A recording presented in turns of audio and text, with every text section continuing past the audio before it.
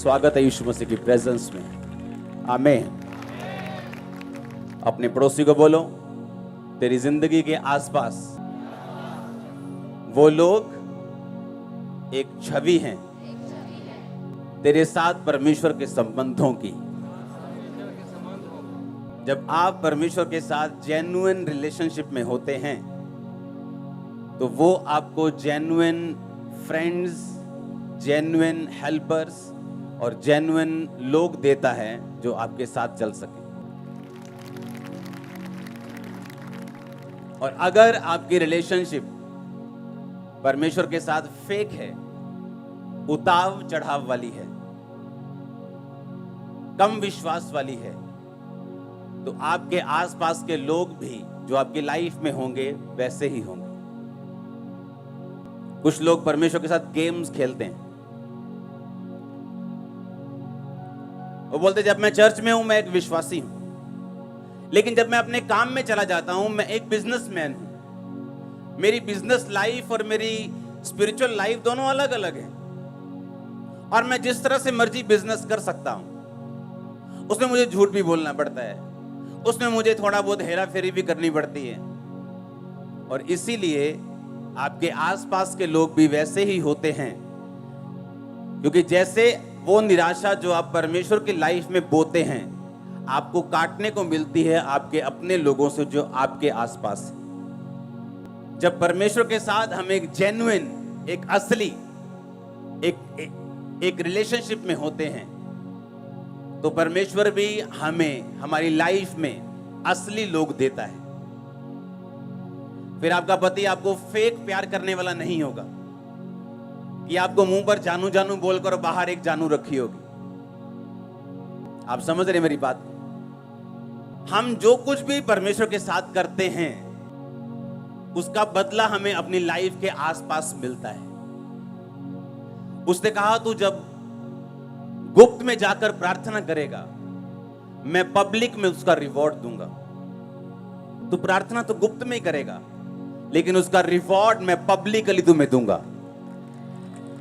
तुम्हें बताने की जरूरत नहीं होगी कि तुम बहुत प्रार्थना वाले व्यक्ति हो या तुम गुप्त में बहुत प्रार्थना करते हो। तुम्हारा रिवॉर्ड, तुम्हारा रिजल्ट शॉकिंग होगा लोगों के लिए। ये रिजल्ट होगा। और वैसा ही उसने कहा अगर तुम अंदर घुस के मेरे साथ गेम्स खेलोगे तो वो भी नजर आएगा। कुछ लोग लगातार निराशा हासिल करते हैं अपनी रिलेशनशिप में, एक के बाद दूसरी, तीसरी, चौथी। अपने बिजनेस में 1, 2, 3, 4, 5, 6 लगातार। अपने परिवार में, अपने कैरियर में लगातार डिसअपॉइंटमेंट। लेकिन वो भूल जाते हैं कि उन्होंने भी परमेश्वर को लगातार निराश किया है। और परमेश्वर ने कहा क्या तुम नहीं जानते अन्य जातियां इन्हीं वस्तुओं की खोज में रहती हैं। मेरा वीजा लग जाए, मेरी शादी हो जाए, मैं बाहर चला जाऊं, मेरा कैरियर सेट हो जाए, मेरे बच्चे सेट हो जाएं। परमेश्वर ने कहा अन्य जातियां भी इसी वस्तुओं की खोज में रहती हैं, पर तुम्हारा स्वर्ग पिता जानता है तुम्हें इन वस्तुओं की जरूरत है। पहले तुम उसके स्वर्ग और राज्य की खोज करो तो दुनिया की सब वस्तुएं तुम्हें पीछे पड़ के मिल जाएंगी। यह परमेश्वर का वायदा है तुम्हारे साथ। उसने कहा अन्य जातियां भी तो इन्हीं वस्तुओं की खोज में रहती हैं। वो भी तो जाती है ना, बाबा जी मेरा काम कर दो, रास्ता नहीं खुल रहा, कृपा कर दो। तो परमेश्वर ने कहा तुम भी तो इसी तरह से आए हो कि मेरा वीजा लग जाए, तो तुम में और उनमें फर्क क्या है? परमेश्वर ने कहा पहले तुम परमेश्वर के धर्म और राज्य की खोज करो तो सब वस्तुएं तुम्हें पीछे पड़ के क्या होंगी? मिल जाएंगी। हालेलुया। आपकी लाइफ में जो भी शारीरिक बदलाव शुरू होता है सबसे पहले वो आत्मा में होता है।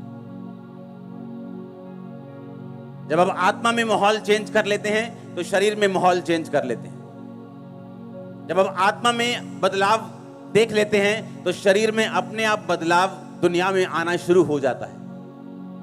यहोशू 5 उसकी 1 से लेके 15 आयत, इसको नोट करेंगे हम। मैं आपको 2 आयत से पढ़ूंगा। यहोशू 5 उसकी 2। उस समय यहोवा ने यहोशू से कहा चकमक की छुरियां बनाकर दूसरी बार इजराइलियों का खतना कर दे। तब यहोशू ने चकमक की छुरियां बनवाकर खलड़ियां नामक टीले के पास इजराइलियों का खतना कराया।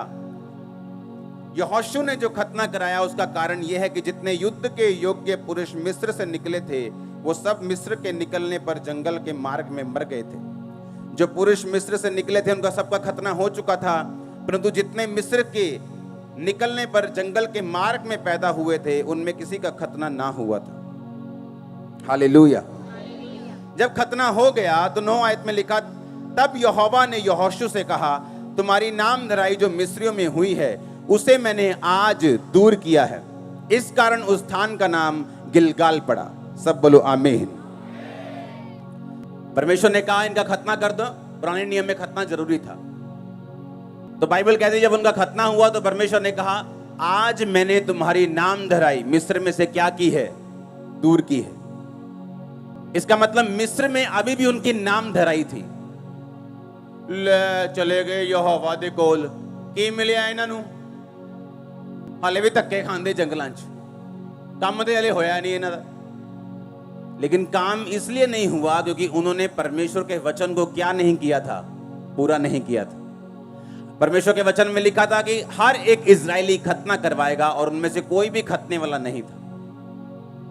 और जैसे ही उन्होंने परमेश्वर के वचन को पूरा किया, परमेश्वर ने कहा, आज मैंने मिस्रियों में तुम्हारी बेइज्जती दूर की है।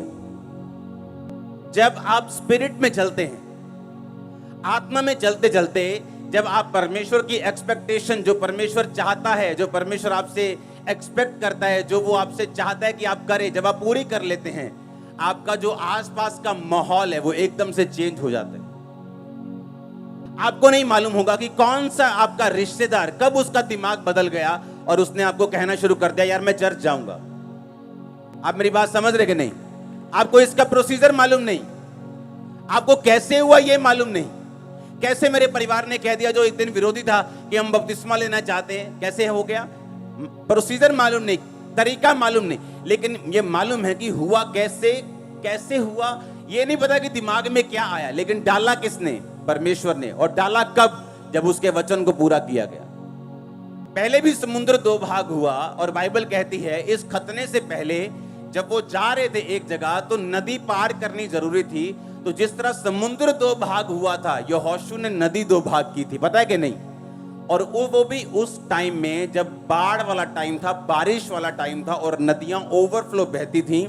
बाइबल कहती जब यहोशू याजकों से और लोगों के साथ बाढ़ के बीच में गया तो पानी दीवार की तरह इधर और दीवार की तरह इधर, जिस तरह समुद्र में ठहरा था वैसे ठहरा रहा। इतने मिरेकल्स होने के बावजूद भी अभी तक इजराइलियों की नाम धराई बेइज्जती मिस्र में दूर नहीं हुई थी, क्योंकि अभी तक वचन जो था वो पूरा नहीं हुआ था। और जैसे ही उन्होंने वर्ड पूरा किया और खतना किया, और बाइबल कहती जैसे ही वचन पूरा हुआ तो परमेश्वर ने उनके दिमाग में, मिस्रियों के दिमाग में क्या डाला? एकदम से उनका माइंड चेंज हो गया। वो अब हमें मालूम हुआ कि वो समुद्र वाली घटना जो थी ना, वो इत्तेफाक नहीं था, वो आंधी तूफान की वजह से समुद्र 2 भाग नहीं हुआ था, क्योंकि अब हमने सुना है उन्होंने इस नदी के साथ भी वैसा ही किया। अब हमने एकदम से माइंड चेंज हुआ और बेइज्जती दूर हुई। वो सब कहने लगे यहोवा की स्तुति हो। आमीन। क्या कहने लगे? कि यहोवा जीवित परमेश्वर है, यहोवा ही परमेश्वर है। बाइबल कहती है इजराइलियों के प्रति जो उनकी बेइज्जती वाली सोच थी वो बदल गई। वो सोचने लगे कि नहीं, परमेश्वर ही इनको यहां से लेके गया, जो इनको यहां से लेके गया वो परमेश्वर ही था। अब जो परमेश्वर इनको देश दे रहा है, इनको कनान दे रहा है, वो भी परमेश्वर ही था। और बाइबल कहती परमेश्वर की महिमा होनी शुरू हुई और इजराइलियों की बेइज्जती जो नाम धराई थी उनके बीच में, परमेश्वर ने उसको दूर किया।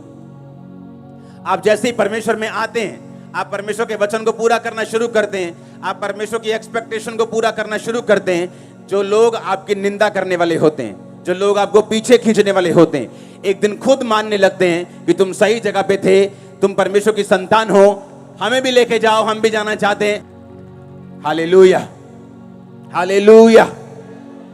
परमेश्वर ने कहा मैंने तुम्हारी नाम धराई आज क्या की है?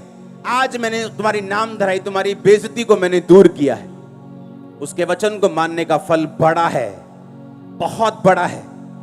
वो आपकी फाइट को खत्म कर देगा जो आपके घर में चल रही है। सरेंडर कर देंगे आपके एनिमीज, सरेंडर कर देगी वो बीमारी, सरेंडर कर देगा वो तूफान, वो फाइनेंशियल ट्रबल, वो कर्जा, वो बच्चों के नशे वाली आत्मा, हालेलुया।